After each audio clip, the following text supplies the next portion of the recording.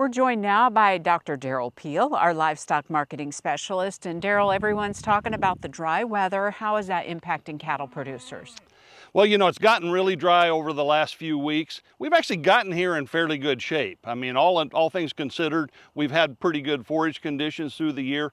But as you look around now, obviously we're getting very dry, so I think producers are becoming more and more concerned about that.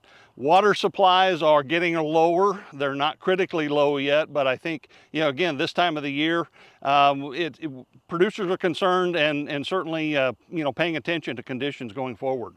And then that also is impacting wheat planting and pasture prospects for the winter. What are you hearing there?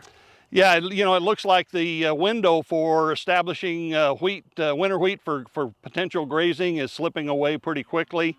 Not a lot of wheat has been planted yet. Some of the wheat that's been planted is laying there dry, waiting for some moisture. There's a little bit of wheat up here and there, not a lot. I don't think it's growing very fast. So all the way across the board, and no matter which stage of that we're in, the opportunity to establish decent wheat pasture conditions for winter grazing is diminishing pretty quickly.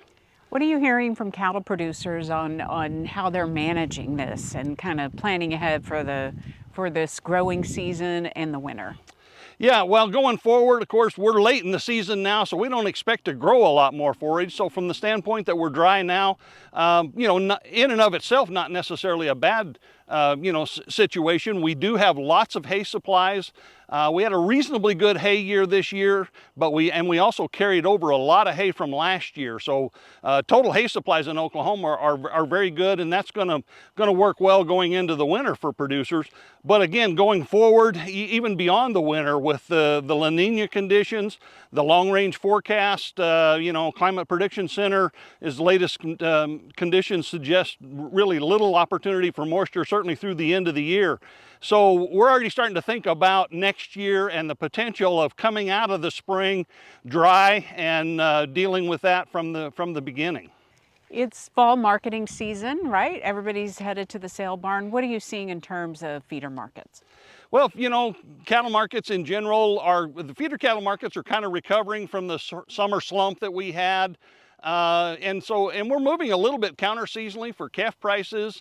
They normally go down to an October or early November low. We're actually moving back higher.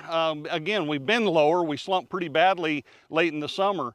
And even without the demand for stocker cattle for wheat pasture, the markets, I think, are still reflecting the fact that numbers overall are pretty tight. The bigger feeder cattle didn't drop as far anyway, and they normally move up this time of the year. So all in all, we're probably looking for higher prices as we move into the fourth quarter of the year.